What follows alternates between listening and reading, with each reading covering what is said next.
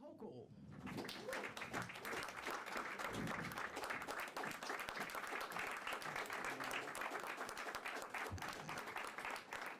Welcome, welcome. First, let me acknowledge the members of my extraordinary cabinet and senior team: Karen Keogh, the Secretary to the Governor; Catherine Garcia, our Director of State Operations; Stacy Lynch, the Chief of Staff; Blake Washington, our Budget Director; Brian Mahana, our Counsel; and Anthony Hogerby, our Communications Director. I want to applaud all of them for their incredible work. And my incredible Commissioner of DOT, Marie-Therese Dominguez, thank you for all you do for us. Jackie Bray, our Commissioner of Homeland Security and Emergency Services. And of course, I want to thank Jano Lieber for his leadership at the MTA at a time when it is direly needed. So thank you to Jano Lieber as well. A special thanks to my partner in state government partners, Majority Leader Andre Stewart Cousins and Speaker Kyle Hasty, and the members of the Senate and the Assembly. I'm grateful for all of them here today. And of course, representation from the City of New York, Mira Joshi. I want to thank our Deputy Mayor for joining us here today as well, and New York City Transportation Commissioner Idanis Rodriguez as well. So welcome to all of them. And to all of our staunch advocates, our partners on the ground who are supportive during this process. From day one, I have made affordability for New York families a top priority. I always have, and I always will, fight to put more money in the pockets of everyday New Yorkers.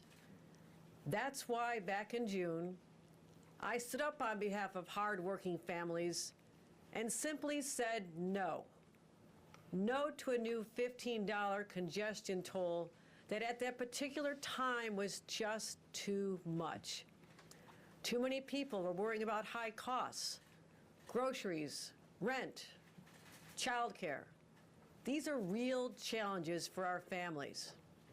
And launching a toll that high really would have hurt a working mom or working dad trying to make ends meet, especially someone driving in from a transportation desert or far from outside the center of the city.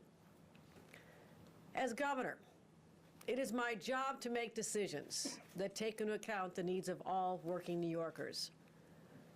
So I made the decision to put the congestion pricing program on pause while we devise a different path forward. State law requires that congestion pricing simultaneously raise money for the MTA and drive down traffic congestion. These are important priorities. But I believe that no New Yorker should have to pay a penny more than absolutely necessary to achieve these goals. And $15 was too much.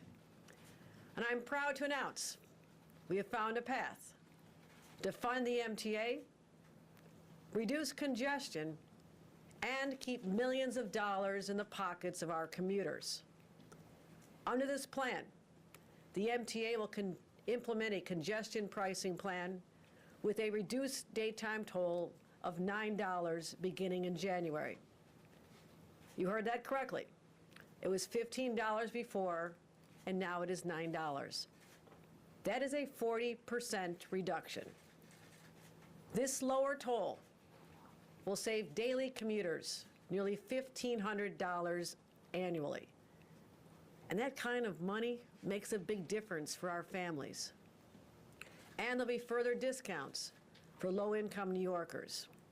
Car owners who make less than $50,000 a year will get a 50% discount on every toll after their 10th toll on the month. In addition, after 9 p.m., the toll is discounted even further. This is to encourage nighttime deliveries in particular and help reduce congestion during the daytime hours. Here's the most critical part. This $9 daytime toll is enough to secure the $15 billion in MTA funding that congestion pricing was intended to support. We're still getting the $15 billion to fund the MTA, and drivers are paying $6 less. This lower toll will still allow us to accomplish all, and I mean all, of the goals of congestion pricing. New modern signals, the long-awaited 2nd Avenue subway, new electric buses, elevators, and this will generate major investments for our suburban commuters as well, on top of the $800 million we've already invested to boost the LIRR service by 40%, and the work that Metro North is doing across Westchester, Dutchess, and Putnam counties. We'll also begin to drive down gridlock and the emissions as intended. And we'll deliver major environmental improvements for places like the Bronx, so that lower-income communities will not only benefit from improved public transit service, but also cleaner air. And today, I'm directing the MTA to make major service enhancements to at least 23 bus routes in the outer boroughs. This would mean running buses more frequently along those routes. Now, this is all an acknowledgement, as we know, that the MTA is absolutely vital for our region's economy. Without it, people can't get to work, children can't get to school, and our state would grind to a halt. Years and years of disinvestment and underinvestment in the MTA by previous administrations ends today. Yes, it's hard. But that's also today why I'm announcing my strong support for the MTA's 2025 to 2029 capital plan to ignore the challenge of funding improvements to a 100-year-old aging infrastructure would be nothing but an abdication of my duties as governor, and I will not do that. The capital plan will help fund projects that I launched, such as the Interborough Express. This project alone will save commuters between Brooklyn and Queens at least 30 minutes each way.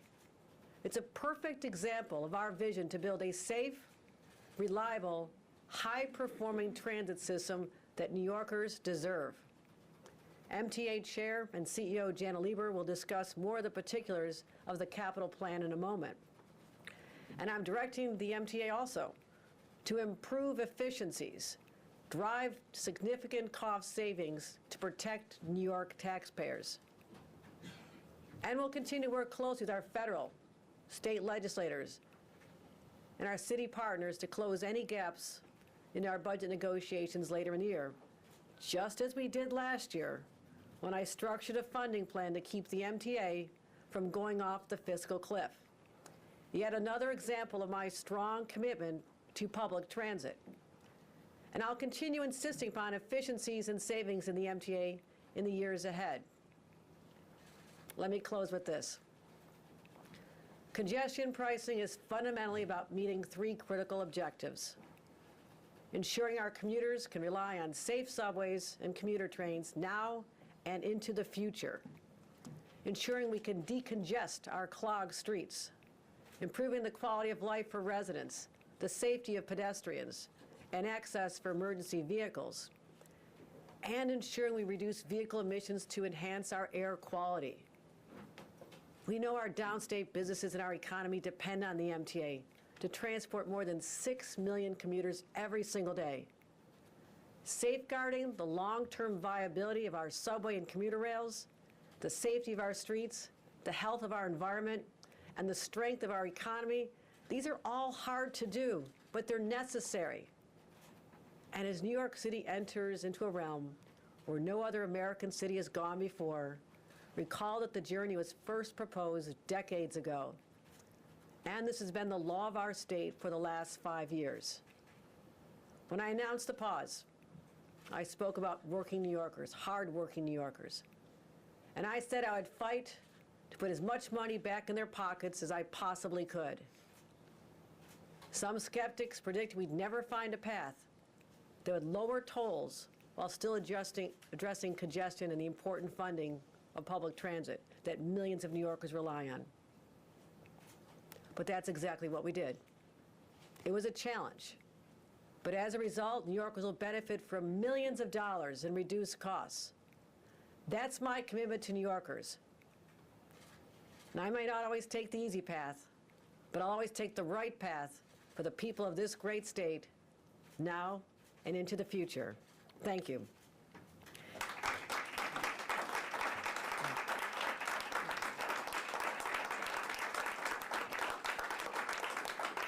Now let me turn it over to the MTA CEO and Chairman, Janno Lieber. Janno.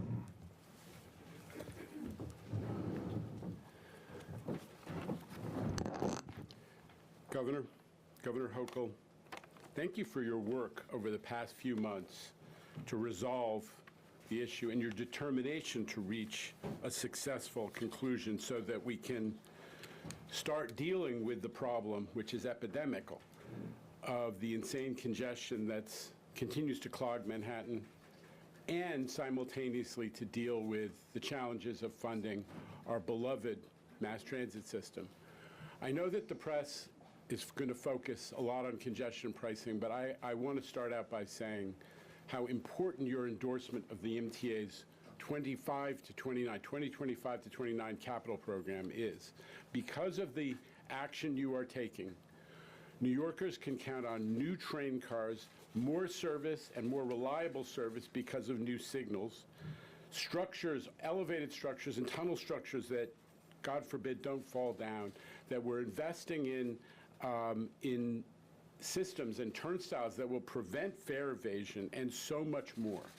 All of that is made possible by your endorsement of the MTA capital program, together with your partners in the legislature, who I know are committed to funding it. So I just want to start out by acknowledging that you stood up for transit in 2023 when you solved the fiscal crisis on the operating budget, and today we're here to celebrate that both with your action on congestion pricing and the MTA capital plan, you have stepped up for transit yet again. But to the topic of the day, listen, the negative effects of traffic can be seen everywhere, whether it's people stuck in gridlock, missing time with families, businesses, and many of the business leaders are here today because they support congestion pricing, businesses who are having huge extra costs because they have material deliveries, and tradesmen who are spending hours stuck in traffic. Buses that are slower than walking or car crashes, God forbid, that kill and maim New Yorkers because there's so much congestion and road rage. That's not the New York that we all want to live in. New Yorkers want cleaner and air, safer streets, and a transit system that works for them. They want train stations that are accessible for everyone. And again, thank you, Governor, for your support of the capital plan. Thank you. And, you know, the basics of human existence are at stake here. Are we going to allow New York City people to get ambulances that can get to hospitals? That's what's at stake here. Cop cars can get to crimes in progress. The basics. That is what solving the congestion pricing issue means to New York. We want to make New York a better place to live. And we hear a lot from politicians about local control and quality of life. Those are the issues that have been at stake in this debate. Anywhere else in the state and the region, if ambulances couldn't get to hospitals with people dying in the back, or if crimes were in progress and cop cars or fire vehicles couldn't get to fires, I guarantee you that those local officials would speak up for their communities and want the state to get involved. Why should New York be any different? Why shouldn't we be able to take action to protect our economy, our environment, our safety, and our quality of life? Now, from the minute the tolling system is turned on, we're going to be watching the conditions very closely to see if we can achieve the benefits of congestion pricing as we work our way, starting at the lower toll, but we want to see if we can achieve those benefits very quickly. And we also want to see the benefits, not just for the environment and congestion and air quality, but also for transit. The MTA is ready to do its part to use the money that we're going to receive from the capital program and congestion pricing efficiently to build out the improvements that this program will support. We have been delivering projects on time and on budget again and again and again. And don't let anyone tell you otherwise. The L train, Long Island Railroad's 10-mile-long third-track project, the Metro North Viaduct, the miraculous project that is rebuilding the Metro North Viaduct in East Harlem without stopping service. These projects are all being done hundreds of millions of dollars under budget and on time. That's the new MTA, the business-like MTA, and we all intend to keep delivering transformative projects under Governor Hochul's leadership for the 80% of New York commuters and the 90%, what am I saying? The 90% of New York commuters who use transit instead of driving. It's 90% of New York commuters who come to the Central Business District on transit. A couple of those are walkers or cyclists, but they ain't drivers. So thank you again, Governor, and thanks also to Mayor Adams and Deputy Mayor Meera Joshi, who's also an MTA board member, wears many hats. To our partners at the State Department of Transportation, under Marie-Therese Dominguez, and especially to the partners at US DOT who have worked with us as we figured this out. These are people who care about the future, who love New York, and I also have to give a shout out to the advocates who have kept hope alive as this issue has been worked through. You are the reason that we all are so hopeful about our ability to improve life in New York, not just for transit riders, but for everybody, and we bless you. So thank you for that. I just want to finish by turning it over to my partner in every way, the Deputy Mayor of the City of New York, Meera Joshi. Thank you.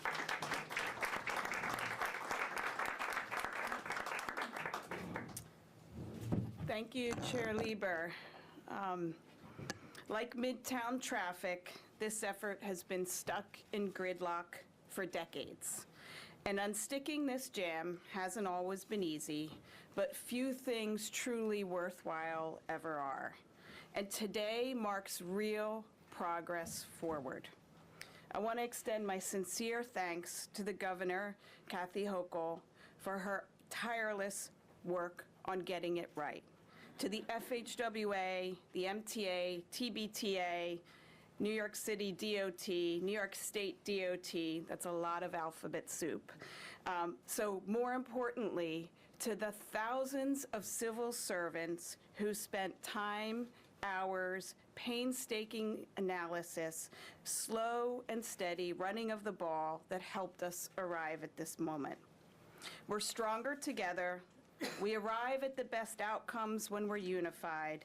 We catch our blind spots, and we find new ways to solve tough, intractable problems. That's what's been done here today and over the past few months.